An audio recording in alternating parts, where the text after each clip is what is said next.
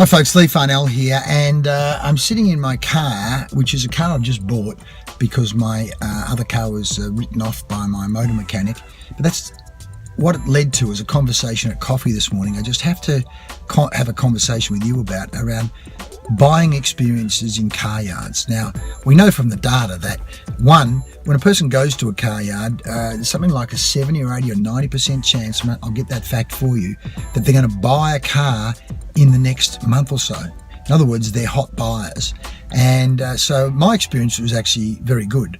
And I literally said one of the things that was interesting was, I was really interested in a car. And now with communication devices, it really does change who has control. Well, what we do know now is that the data shows that when people buy product, in most cases, 70% of the buying experiences actually happened because they've done the research online. In the old days, you'd go to a car yard and you'd be expecting all the information the salesperson would give you.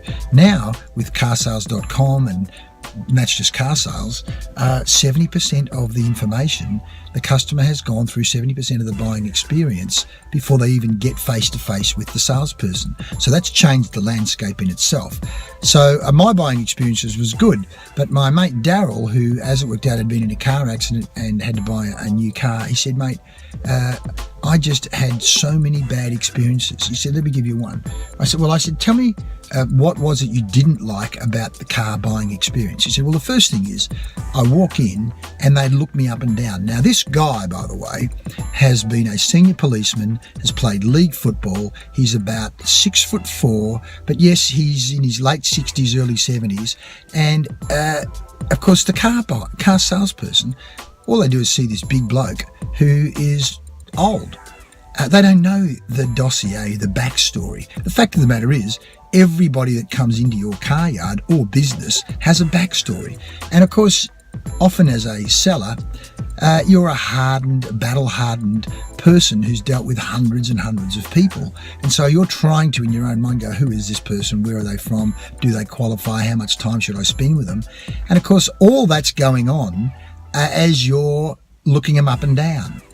And so my tip in this video alone is have the mindset that this person is my friend.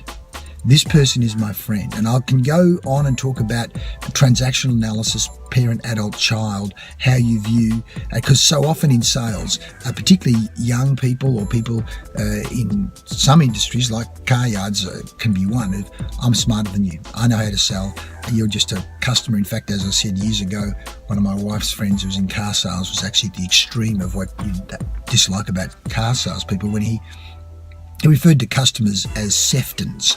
Seftons were an alien species, subhuman, that you can do and say whatever you like to them. It's like, what? And he literally said that to me. That was the extreme of a mindset where, as a salesperson, I know more than you. I'm going to control you. I'm going to manipulate you. Everything you would dislike about a pushy, manipulative salesperson, this person went on to be an alcoholic, married about 3 or 4 times, life a complete disaster. So karma's a strange thing, isn't it? The point is this.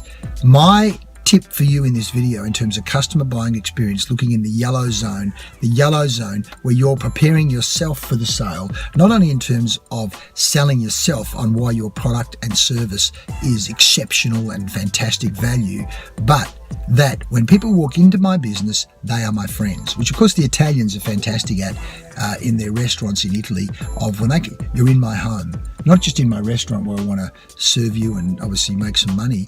You're in my home and I want you to have a good time. The mindset, the pre-framing of your experience pre-frames their experience. I'll say that again. By pre-framing your experience of the sales customer service journey, you pre-frame the customer experience. And one of those pieces of pre-frame is, you are my friend. I want to help you. I want you to have a great buying experience. I want this to be good for you. And in fact, taking Dan Sullivan's point of the definition of selling, which is, I want you intellectually and emotionally engaged in a future that is good for you. Intellectually and emotionally engaged in a future that is good for you. So when it comes to the customer buying experience of a car, for example, I want you intellectually and emotionally engaged in a car you driving a car, experiencing a car that is good for you. I'll talk more about this later on, but there are so many lessons to be had, not only from a positive buying experience, but from a negative buying experience. But as Daryl said, the first point of contact of why he didn't do business with a particular car yard was just the way they looked him up and down, as if he was a no one, as if he was someone to be manipulated, as if they were superior. All this went on before they even opened their mouths. And that all starts with mindset. See you soon.